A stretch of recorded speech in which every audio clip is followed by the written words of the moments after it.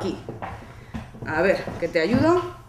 Aquí. Vamos a hacer unas fotos. Lo que pasa es que el fotógrafo se ha retrasado. Yo me voy a ir a buscar al fotógrafo y luego os hacemos las fotos. Mientras tanto, vosotros podéis ir merendando, ¿vale? Yo me voy y vengo en 5 minutos. 5. Vale. Vale.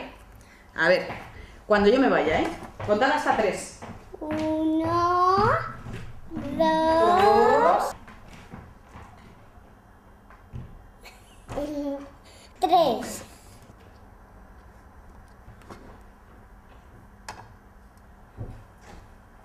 ¿Qué?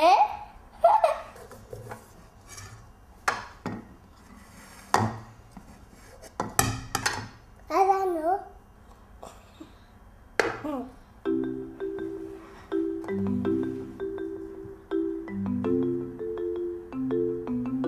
¿Es esto o este? Este. Y vamos a hacer magia.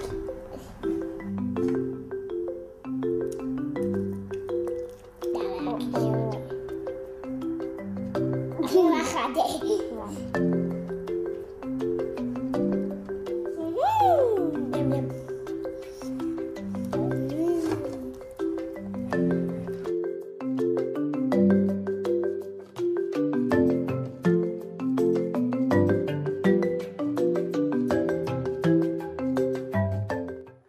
Bienvenidos a todos a un nuevo capítulo de la Hora 25, este lugar imaginario para comprender el mundo, para calibrarlo antes del inicio del nuevo ciclo.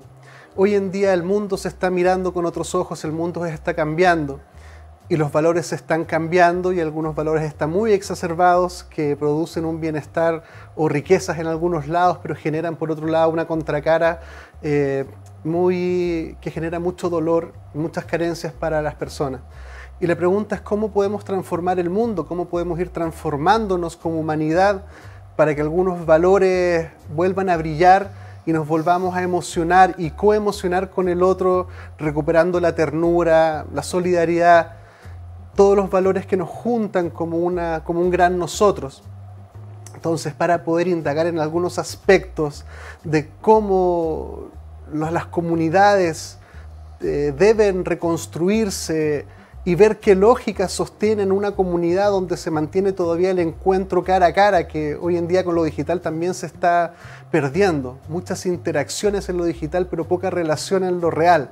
Entonces, para poder ir conversando de esas cosas y a ver a dónde llegamos, tenemos de invitado a Nicolás Cruz. Bienvenido, Nico, al programa. Gracias, Seba. Gracias por la invitación. Me costó, pues conversábamos que venía como hace un año tratando de que vinieras al Sí, programa. hay harta pega en las fundaciones. Tengo 2 fundaciones junto al barrio que trabajan en poblaciones de alta vulnerabilidad social. Ha estado muy duro trabajar en esos contextos. Y base pública, entonces me cuesta un poquito con 2 fundaciones que hay que levantarlas, son fundaciones grandes. Cuesta un poquito hacerse el tiempo para conversar, pero feliz de estar acá contigo. Lo logramos. Lo lograste, sí.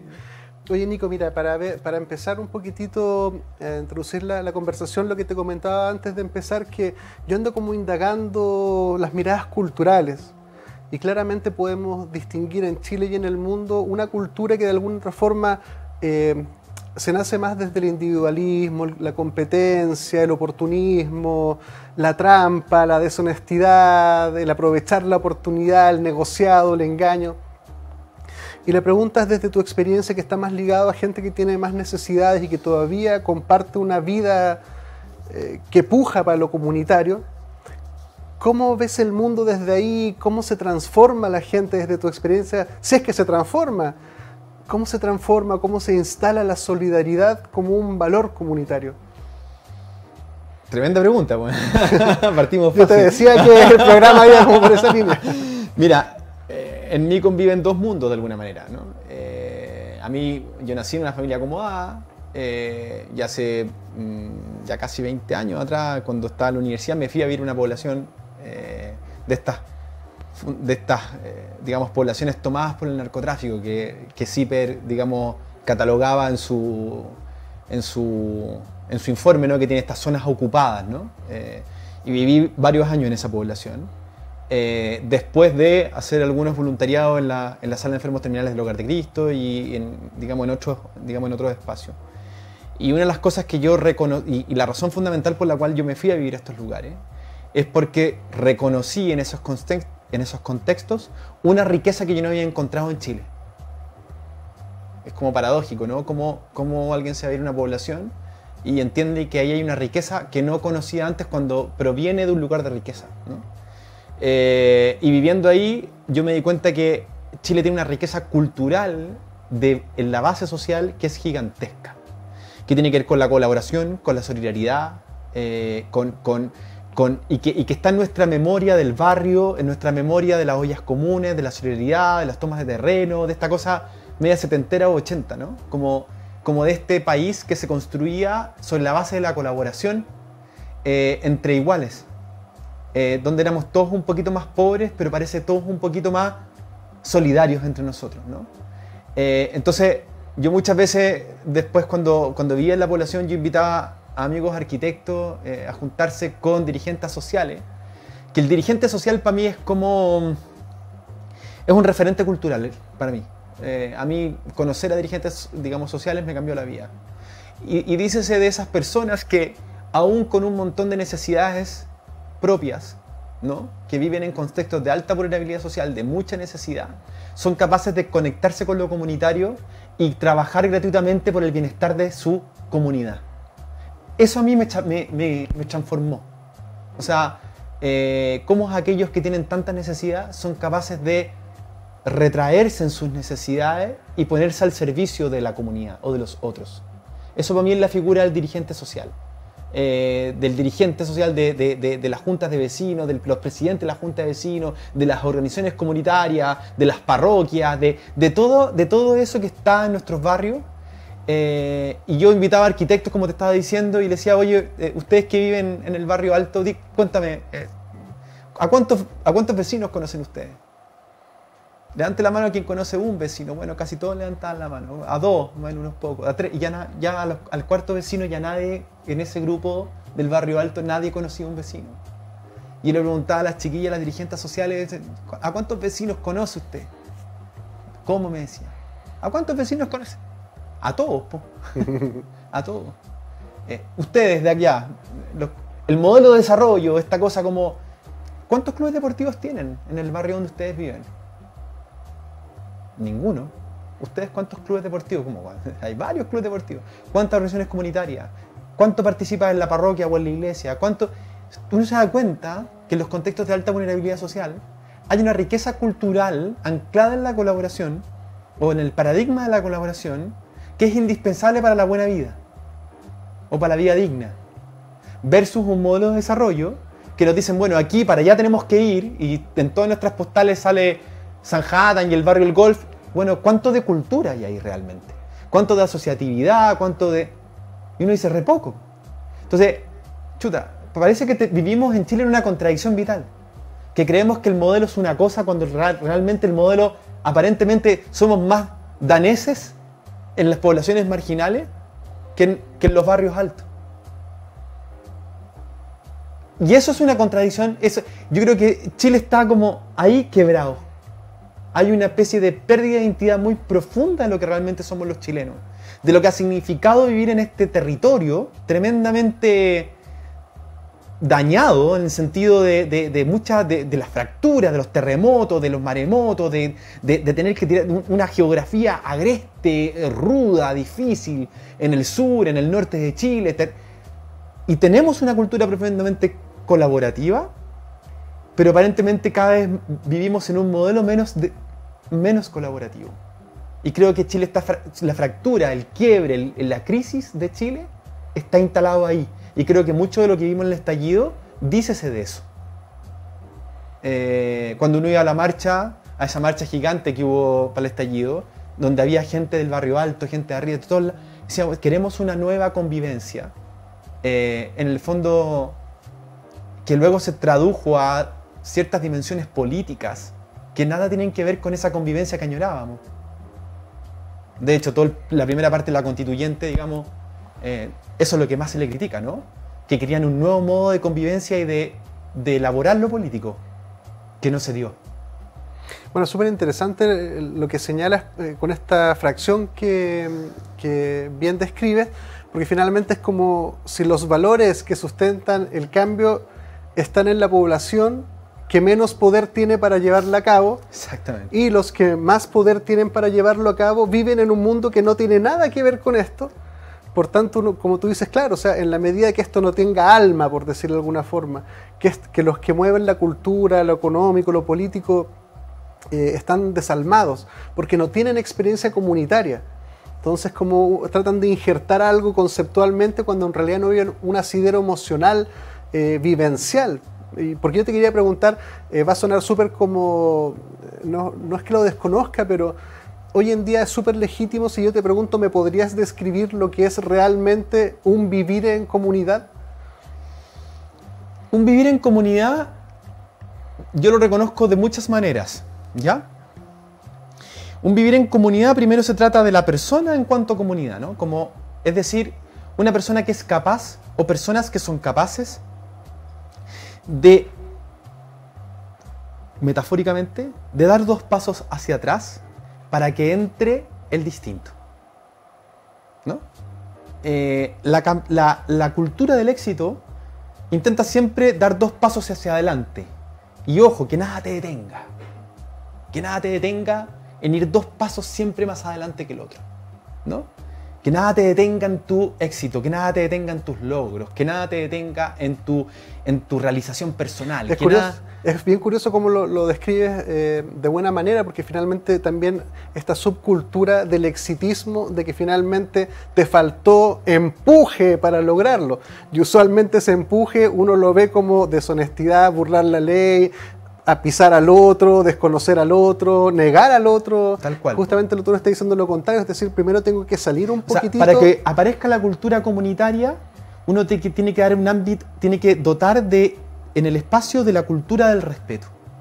Y el respeto significa primero un reconocimiento de la diferencia y hacer que el respeto se produce cuando ambos, tú y yo, por ejemplo, somos capaces de dar 2 pasos hacia atrás para que aparezca entre nosotros algo que puede ser nuevo.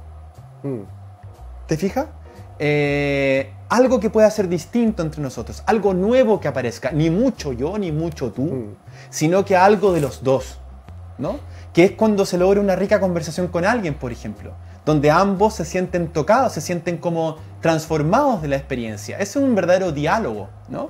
No cuando yo te doy una charla de lo que tiene que ser, sino que cuando yo te escucho como un legítimo otro, donde esa dimensión se construye entre ambos. Entonces, la cultura de la comunidad surge cuando yo soy capaz, o cuando somos capaces, de dar un espacio al otro. En esta cultura del éxito viene de exit, de salida, de no estar. Cuando uno ve en el cine, éxito, por ahí arranco, el éxito es una manera de arrancar, de irse de la comunidad, para dotarse de una especie de poder distinto al resto, ¿no?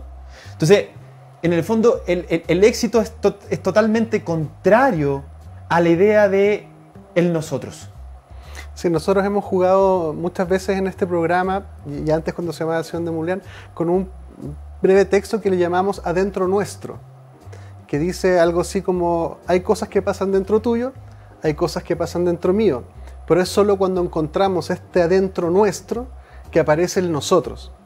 Y la felicidad y el bienestar y todo lo humano, lo comunitario, solo puede crecer en este adentro nuestro. Sí. Y es bonita la metáfora, porque también este adentro nuestro requiere que los dos cedamos un poquitito, sí, por algo que es mucho más rico, que se genera en el encuentro, en lo relacional. O lo que es más heideggeriano, afuera nuestro. También, ¿no? Como una idea de como dice Ortega Gasset, dice: yo soy yo y mis circunstancias, ¿no? Yo soy yo y mis circunstancias, el yo. Si no salvo mis circunstancias, no me salvo yo, ¿no? Es como, si no salvo lo que está en la circunstancia, no me estoy salvando yo. Y la circunstancia es el mundo. Es lo que ocurre entre dos, entre varios, ¿no? Entonces, después Heidegger toma eso, o no toma, o es, digamos, paralelo, digamos, en Ser y Tiempo, ¿no? Donde vincula, a diferencia de la idea cartesiana, vincula el mundo con la experiencia humana. Decimos, somos en el mundo, el Dasein, claro, de Heidegger, ¿no? Entonces, no me quiero ir muy allá, pero en el fondo, ¿cómo construimos más mundo? No más necesariamente más intimidad, sino que más mundo, más afueras. Y la experiencia de nosotros es estar afueras, pero cuidado. La experiencia del ser humano es tremendamente del estar afuera, de estar sometido, ¿no?, a la intemperie, a los otros, al mundo. Pero hay una manera, que es la razón más profunda de lo humano, es que alguien nos cuida. O sea, nosotros somos seres humanos porque alguien nos cuidó primero. Sí. Nosotros somos seres humanos porque hubo una madre, ¿cierto? O un alguien distinto, una fuera de mí, ¿cierto? Yo, ni siquiera con la conciencia de la intimidad, ¿no?, de lo que hay dentro. Yo, un ser absolutamente dependiente de una fuera de un otro que me cuidara primero. Entonces, en el fondo, la experiencia de la afuera, de estar en las afueras, requiere, para hacer que esa experiencia sea humana, de un otro, de una madre que me dé pecho, ¿cierto? Y somos experiencia humana porque alguien nos cuidó primero. La comunidad es eso. ¿Te fijas? Es que es sentirte en relación de cuidado con otros. Que nos importamos. Y para que nos importemos tenemos que echarnos 2 pasitos para atrás. Sí, es que nosotros también hemos jugado con... No es lo mismo que yo te pregunte qué te pasa, a que yo te pregunte qué nos pasa. Porque el nos, la pregunta nos, habla de un espacio que es mucho más allá de mí. Una comunidad debiera preguntarse en qué nos pasa, cómo mejoramos, qué problemas tenemos, cómo los solucionamos. Exactamente. Bueno, y ahí es donde aplica un poco lo que a mí me motiva, la comunidad política, ¿no? En el sentido de que las comunidades están llamadas a politizar los territorios, a debatir, a dialogar, a buscar la convivencia. Mira, fíjate que para el 2030 se espera que 5.000 millones de personas vivan en ciudades. En Junto al Barrio nos dedicamos a trabajar en los barrios de más alta vulnerabilidad, construyendo comunidades en esos barrios. Se espera que al 2030 5.000 millones de personas vivan en ciudades. O sea, los seres humanos buscamos convivir. No escogemos no convivir. Buscamos convivir, aunque esto a rato nos parezca insoportable, ¿no? Particularmente en la sociedad que nos toca vivir. Pero buscamos convivir, ¿no? Entonces, de esas 5.000 millones de personas, 3.000 millones de personas van a vivir bajo la pobreza, bajo la línea de la pobreza. O sea, se nos vienen tareas, súmale a esto la crisis climática y todo lo que se habla, ¿no? Genera o sea, si no nos volcamos a lo más humano, digo más humano lo que estábamos conversando, ¿no? Esta idea de la convivencia, del respeto, del cuidado, lo que nos posibilita ser lo más humanos posibles. Si no giramos paradigmáticamente hacia un modelo que se trate de eso, difícilmente vamos a sobrevivir. Y que justamente por eso comparto mucho ese como barrio en el cual lo estás mirando. Porque la pregunta es claro, pero ¿cómo llevamos esa experiencia de vida que se da en lo cotidiano a los sectores que mueven en mayor medida el mundo? Porque ahí aparece el tema de la segregación también. Porque pareciera que la pobreza es un problema de ingenieros, de que hay que encontrar la fórmula perfecta en la cual este sistema se corrige. Y cuando en realidad tú dices, quien no ha tenido una experiencia comunitaria no sabe de lo que está hablando en verdad porque no tiene en su biología, no lo ha incorporado. Entonces, bueno, ¿cómo llevamos una cosa? Yo siempre he pensado que nos necesitamos. Que paradójico es, en vez de una lucha de clase, es una colaboración de clase. Muchas veces las luchas de comunidad se transforman en luchas políticas y se deforman. No es lo más humano eso. Lo más humano es sentir que hay una antropología en la pobreza. Mira, quizás los rupturistas que estoy diciendo, hay una antropología muy verdadera en la pobreza. En sentirnos en la intemperie. De sentirnos en... ¿Qué es la lógica? Fíjate que ocurre, no sé si te gusta subir montañas, pero a la gente que le gusta subir montañas, hay una especie de síntesis en el subir montañas. Por eso se asocia mucho al misticismo, esta idea de subir montañas, ¿no? Que está la idea de hidratarte bien, dar un paso a la vez y no morir de frío, ¿no? Hay como una síntesis de la experiencia humana que lo hace profundamente verdadero, ¿no? Entonces, cuando nosotros vivimos en un mundo tan expuesto a generarte necesidades y necesidades y necesidades de todo tipo, difícilmente tú te conectas con lo más humano, con la experiencia de mayor percepción de ti mismo y de los otros. Los otros se me desdibujan en la abundancia. Solo en la luz más tenue, solo en la oscuridad más profunda, uno ve la luz más tenue, ¿no? Como solo de alguna manera en la necesidad, o en la simpleza, yo logro percibir lo más bello, lo más humano. ¿Te fijas? Entonces, yo creo que efectivamente mi experiencia al menos, dícese de haberme sentido muy tocado con esa experiencia. Mira, cuando trabajé en la sala de enfermos terminales, donde va la gente en situación de calle a morir en el hogar de Cristo, con un amigo acompañamos una mujer hasta su muerte. Y a ella le quedaban 6 meses de vida, una cosa así. Y después de esa experiencia de acompañarla y verla morir, uno se pregunta, ¿cuáles son tus 6 meses de vida? ¿O qué harías tú a los 6 meses? ¿Qué es lo más humano frente a la pregunta de la muerte, ¿no? Entonces, uno dice, bueno, en 6 meses haría esto. Y uno dice, bueno, vaya, pero para, ¿no? Tus 6 meses pueden ser mañana, ¿no? O tus 6 meses pueden ser 50 años, 40 años, 60 años, haciendo con tu vida un ejercicio equivocado. Entonces, es súper importante preguntarte por la antropología. O sea, ¿cuál es la antropología adecuada? ¿Cuál es la filosofía adecuada? ¿Cuál es la fe adecuada? Y eso de alguna manera logra diseñar experiencias mucho más humanas de vida, creo yo. Entonces, cuando yo veo una dirigente social en un barrio de alta vulnerabilidad social, hay una antropología ahí que salva y que es sustentable al mismo tiempo. Por eso, en Base Pública, nosotros nos dedicamos, que es la otra fundación, a visibilizar a los agentes de cambio, a las personas que están haciendo cosas que cuidan, que hacen del mundo, aún más grande, más mundo, más humano. Porque hay una antropología adecuada en las personas que logran regalar su tiempo al servicio del 2 pasos para atrás, que aparezca el otro y construirlo en nosotros. Lamentablemente, y esa juntura es la que necesitamos. En España hablan de las municipalidades se llaman ayuntamiento, ¿no? Que tiene esta cosa de la yunta. ¿Cómo no va a ser más humano una minga chilota que una competencia febril por algo? Pero tenemos poco tiempo para pensar estas cosas. Agradezco tu programa en ese sentido, ¿cachai? Porque es un espacio que nos permite hacerse de una hora extra. Esta es la hora 25, es un lugar imaginario. Será por eso, no sé por eso. Darse una hora extra para descubrir lo más humano y vivir la vida en consecuencia. Es un ejercicio que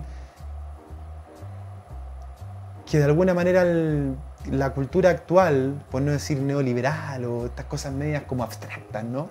La cultura actual, nuestro marco cultural, nuestro exacerbado narcisismo, qué sé yo, no nos está permitiendo ver lo más humano. Sí, me quedó resonando mucho como esta metáfora de subir a la montaña, como estas experiencias que finalmente te transforman en el sentido que te conecta con tu propia fragilidad, con darnos cuenta de que somos frágiles y que necesitamos al otro, que de alguna forma es casi la antípoda del estereotipo de éxito cultural. Independiente, autosuficiente, autónomo, con empuje y que nada me detenga. Yo todo lo puedo. Just do it. ¿Cachai? Y cuando no lo puedes, el problema es tuyo, no es del sistema. Entonces, claro. Entonces sí, claro, de alguna forma, tú decís, lo más humano es reconocernos carentes y necesitados, en un estado como más de humildad o de pobreza, sí, versus lo que uno diría el arquetipo de éxito es todo lo contrario. Es una persona que ante las flaquezas doble empuje, donde nada me va a botar, nada me va a matar, yo siempre puedo, yo puedo más.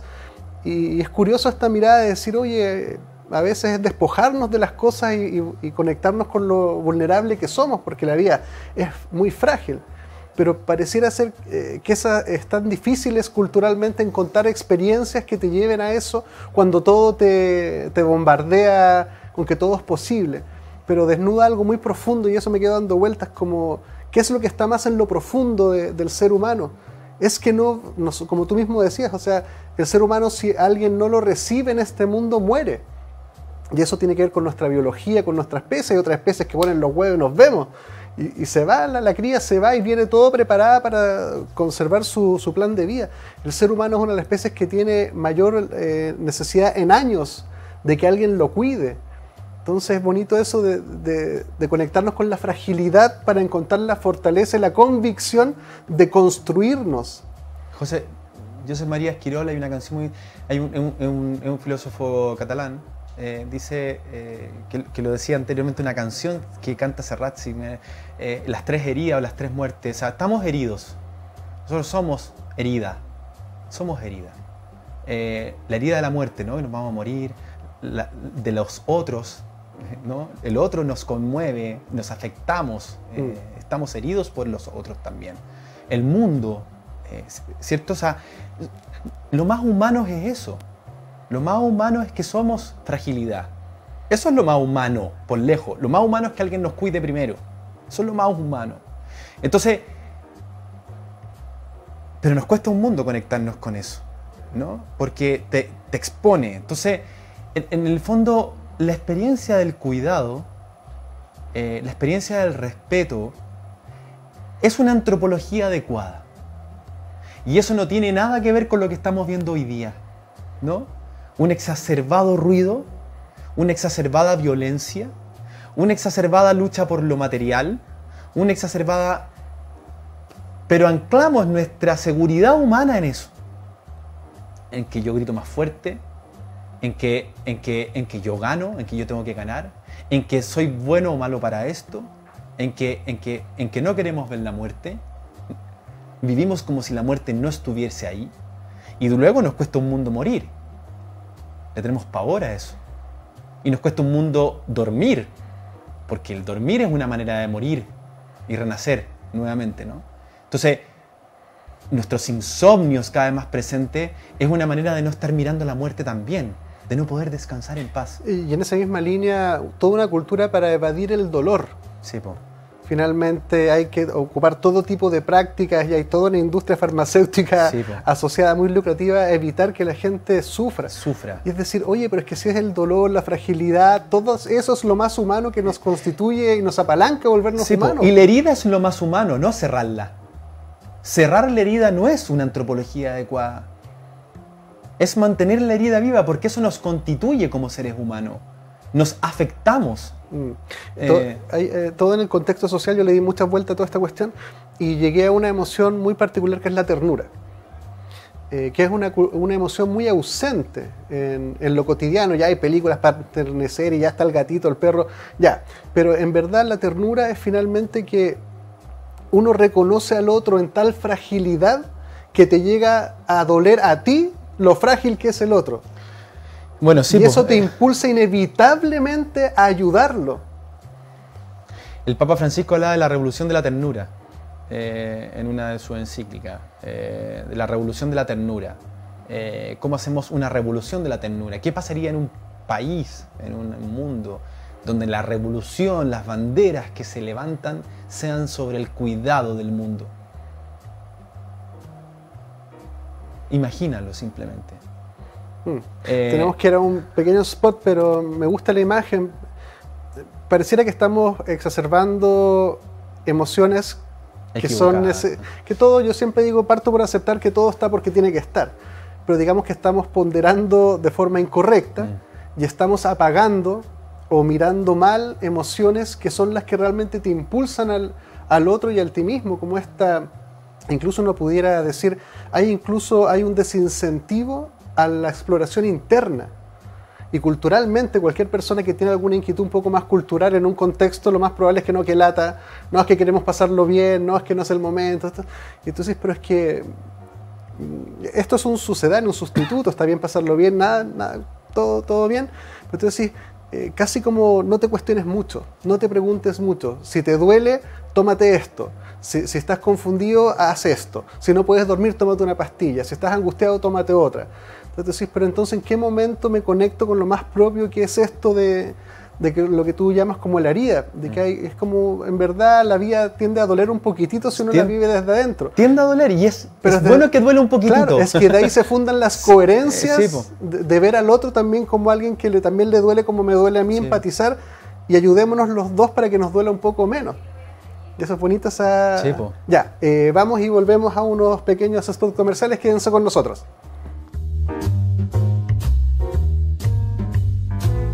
En Clínica Gastrosalud contamos con equipos médicos de excelencia y tecnología de punta para garantizar salud y bienestar a un excelente costo. Contamos con servicios médicos integrales especializados en tratamientos gástricos y programas completos para la obesidad. Realiza tus reservas de hora en la página www.gastrosalud.cl. En Clínica Apoquindo contamos con una infraestructura de primer nivel para ofrecer servicios de instalación de balón gástrico, pellet antialcohol, cirugías plásticas reconstructivas, cirugías estéticas, kinesiologías, psicología, psiquiatría, nutricionista. Visítanos en www.clinicapoquindospa.cl. Clínica Medical Home, líder a nivel nacional en hospitalización domiciliaria y servicios ambulatorios para pacientes agudos, subagudos y crónicos. Clínica Medical Home entrega a su disposición experiencia y trayectoria en salud a través de servicios especialmente pensados en las necesidades de cada persona, adaptando el concepto de comodidad a sus instalaciones y residencia mediante altos estándares de calidad. Visítanos en www.cmhchile.cl. Clínica Medical Home. En Logan Abogados contamos con profesionales altamente comprometidos con los intereses de nuestros clientes. Nuestro staff está capacitado para entregar mucho más que una asesoría integral y especializada, pues buscamos proporcionar la tranquilidad que sus intereses merecen y necesitan. Visítanos en www.logan-abogados.cl. En Clínica Nueva Costanera trabajamos día a día por tu salud y la de los tuyos. Contamos con una amplia trayectoria entregando salud y bienestar con servicios médicos integrales, gastroenterología, endoscopía, pellet antialcohol, programa de balón intragástrico, bioimpedenciometría, entre otras prestaciones. Visita nuestra página www.clinicasnuevacostanera.cl e infórmate de todas nuestras prestaciones.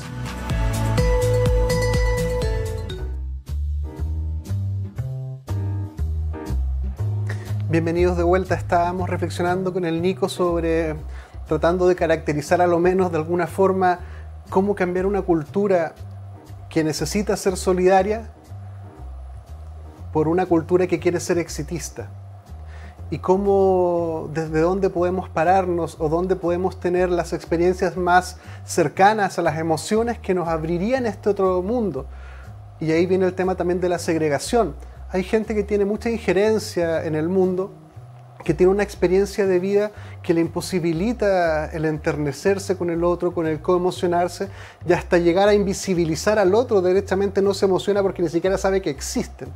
Entonces estábamos volviendo un poco a lo comunitario, al barrio, los dirigentes sociales, para encontrar en esa fuente qué aprendizajes, qué lecturas, qué coherencias y cómo se vive, para ver después, quizá más adelante, cómo llevamos una cosa a la otra para que se encuentren y co-construyamos un mejor tejido social para todos.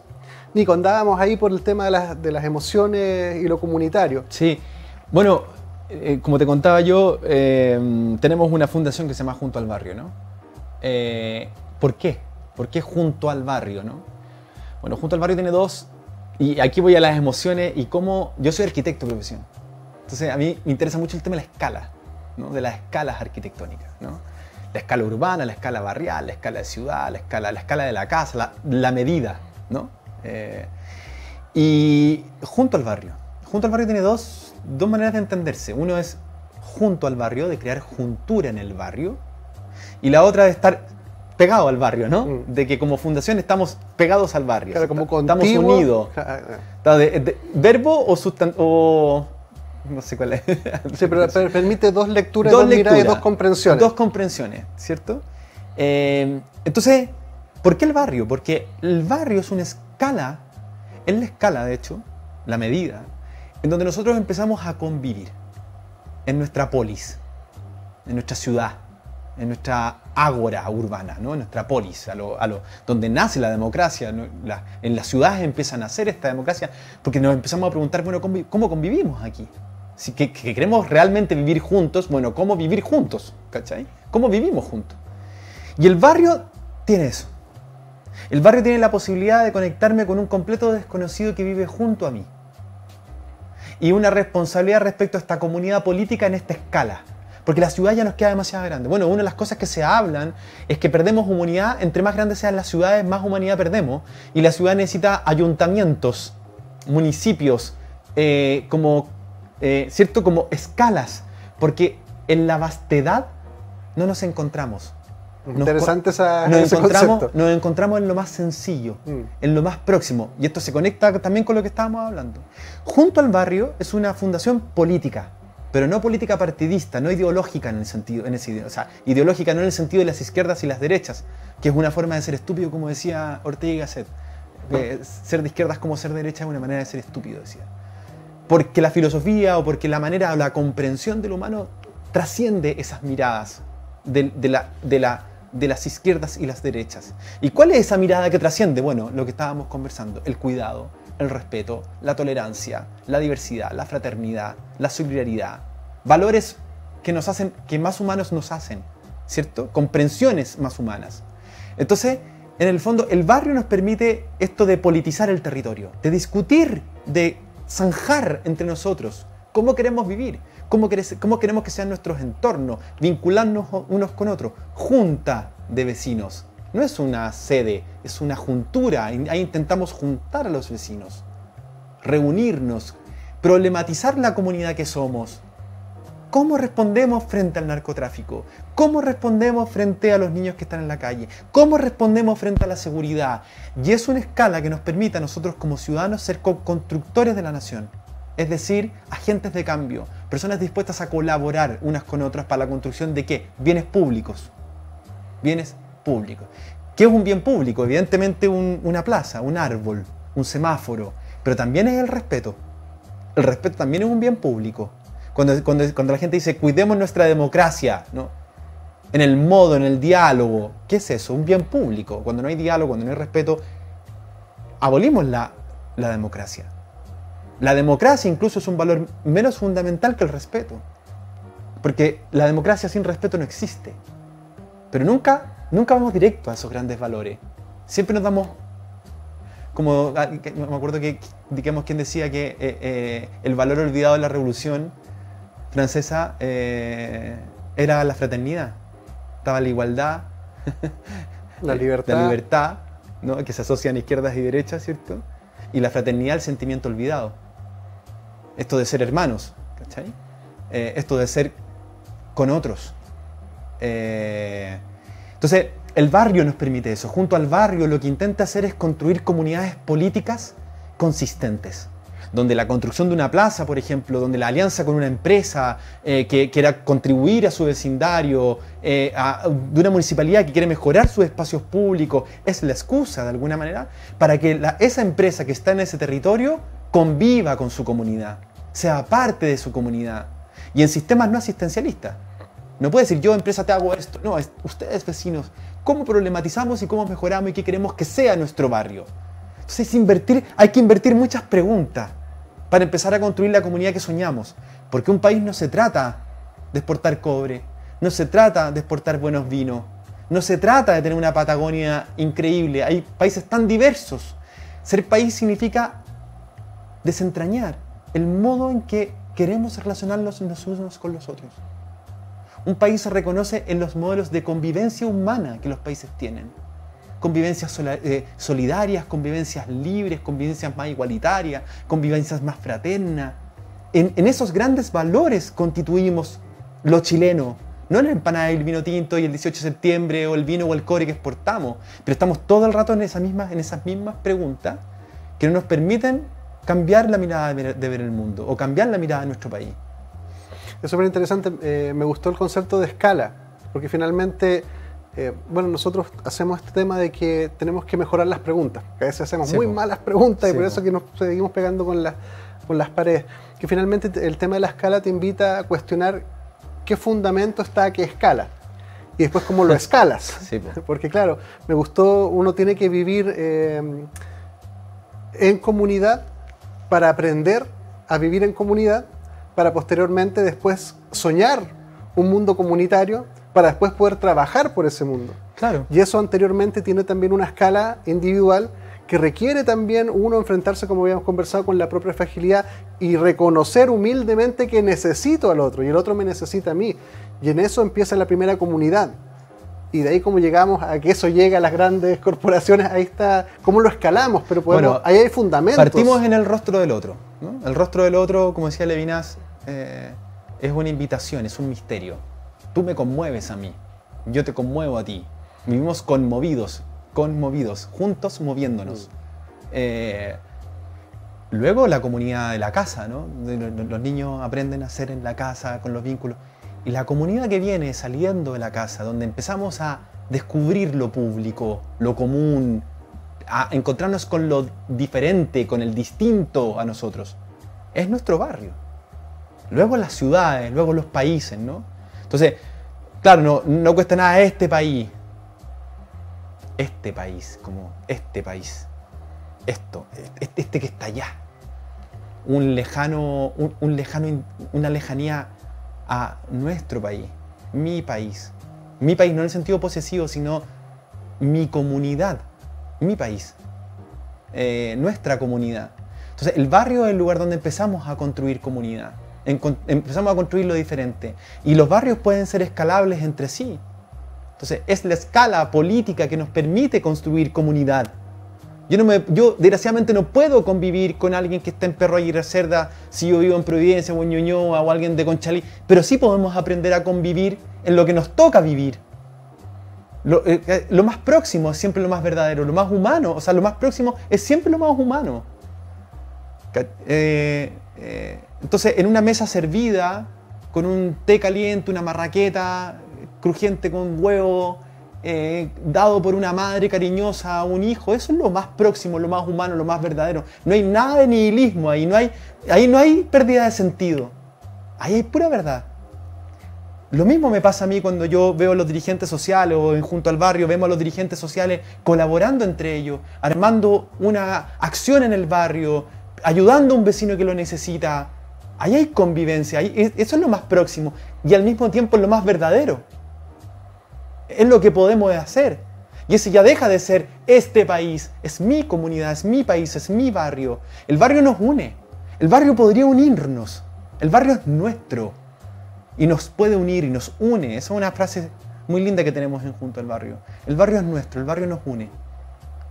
Y por tanto, se pueden unir empresas, se pueden unir municipios, hacer ayuntamientos, junturas de barrio. Entonces, es humilde nuestra propuesta, pero yo siento que es verdadera, o sea, es como, tiene sentido. La gente que está en el poder podrá decir, buenísimo, fantástico, puro buenismo, pero verdadero. Que esas cosas no cambian en Chile.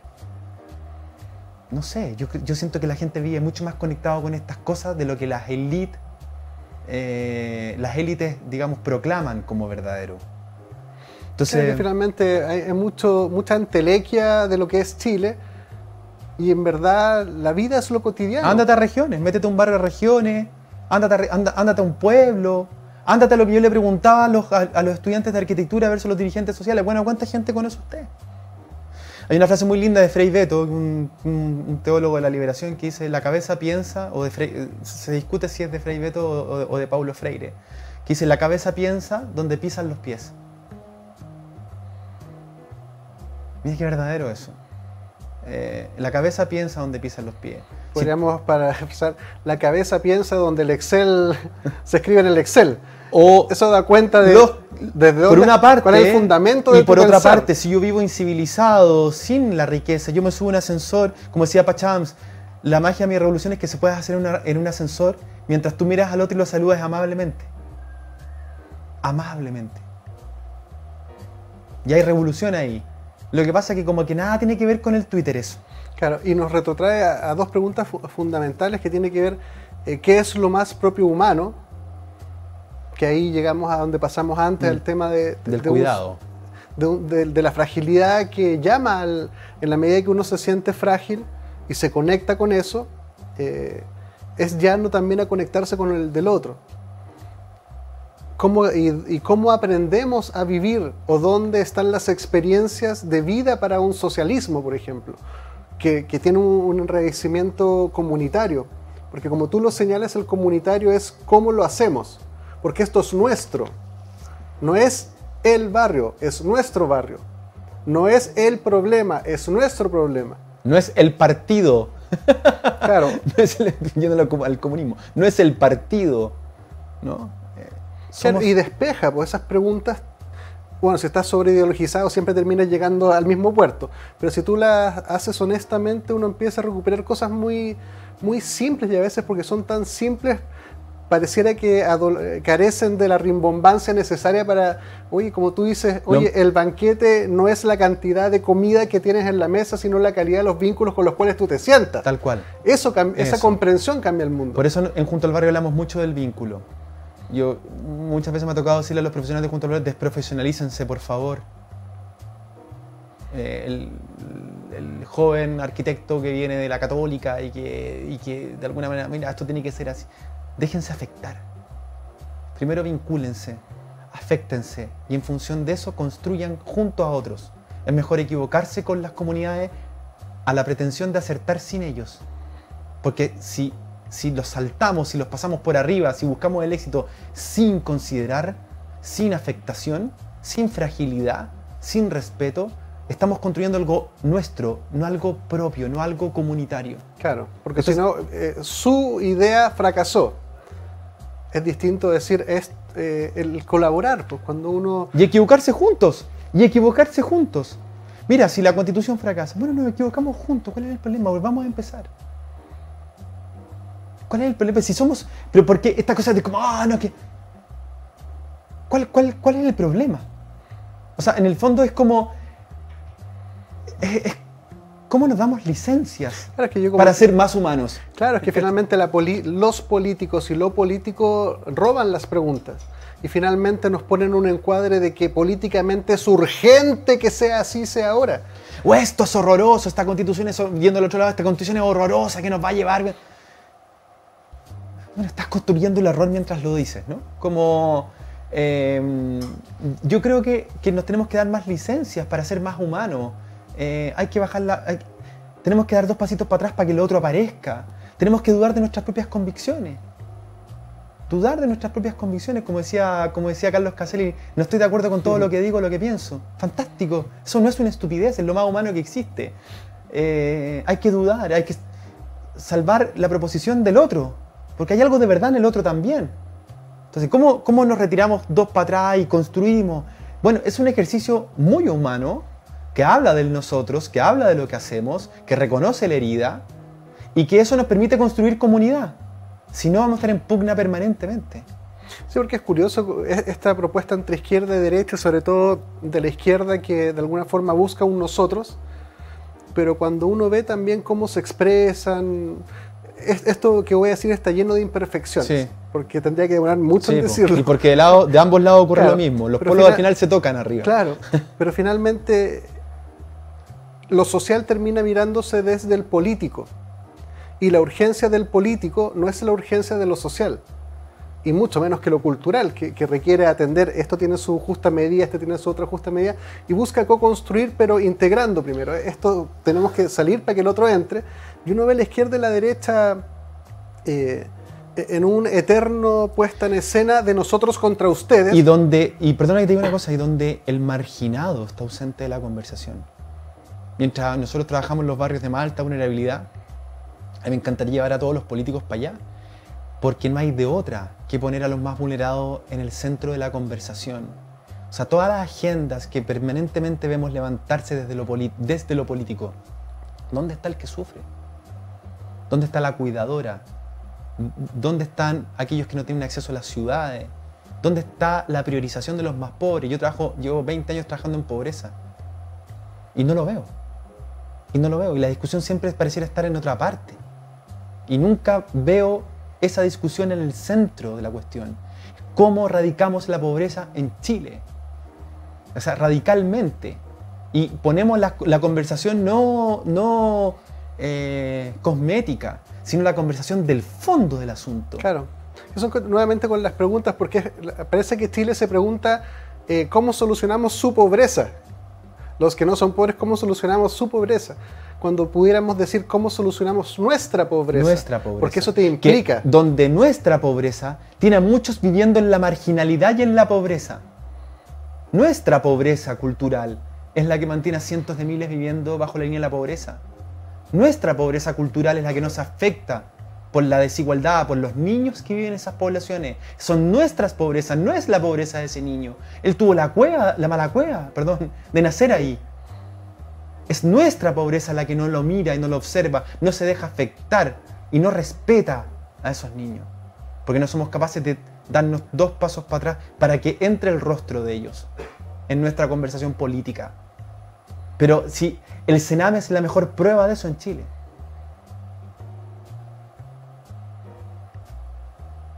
Entonces, cuando uno llega a esa síntesis, es decir, parece que la política está en otra parte. Nuestros barrios, el narcotráfico, los soldados, es la inconsistencia de nuestra ética, la inconsistencia de nuestra moral, la inconsistencia de nuestra política, lo pobres que somos nosotros. Claro, ahí uno pudiera decir, mientras los políticos se alejan 2 pasos del fenómeno, el narcotráfico avanza 2 pasos. Y mientras una pobladora pierde la fe en su barrio, y mientras un vecino pierde la fe en la convivencia, y mientras la empresa lo único que busca es rentabilizar sus recursos, son nuestras inconsistencias. Nuestras inconsistencias son las pobrezas que les toca vivir solo a algunos. Entonces, cuando uno llega a esa síntesis o llega al Sename, uno dice, ¿qué diablo? Que parece que lo más importante no es lo más relevante, por decirlo de alguna manera. No está en la agenda. Yo no veo a todos los políticos sangrándose por la transformación del Sename. O dándolo todo por cómo viven las personas en los barrios donde junto al barrio trabaja. O no veo apoyando a los agentes de cambio que Base Pública quiere poner encima de la mesa para que los vean, para que sean apoyados, para que sean acompañados. El trato del Estado con la sociedad civil, con los grupos organizados, es brutal de malo. Entonces, ¿cómo? Claro, es siempre la pregunta, bueno, haciéndolo, ¿no? Aunque parezca ingenuo, o la gente diga ingenuo, bueno, pero lo estamos aquí en todo espacio, y en muchos otros espacios en Chile, en muchas otras fundaciones, que lo están haciendo, y nadie los obligó, están haciéndolo gratuitamente, el dirigente social lo hace gratuitamente por su comunidad. ¿Dónde está el reconocimiento de Chile a esos dirigentes sociales que dan gran parte de su vida, de su tiempo al servicio de sus comunidades? ¿Dónde está ese reconocimiento? ¿Dónde hay un busto, una estatua a nuestros dirigentes sociales? Es impresionante. Mira el reconocimiento que tienen nuestros deportistas en Chile. Muchos cuando logran el éxito, ¿no?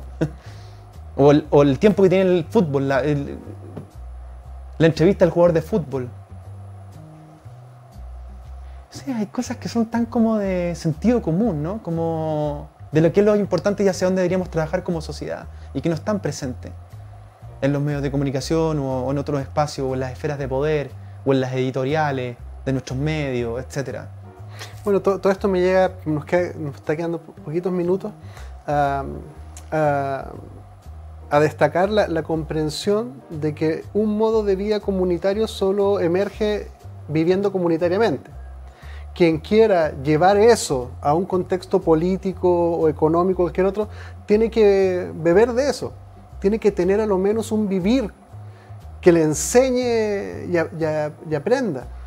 Entonces ahí pareciera ser que lo que tenemos que tratar de intencionar es que los políticos y los económicos y los religiosos vengan a aprender un poco más de esto, porque ahí están los fundamentos del nosotros.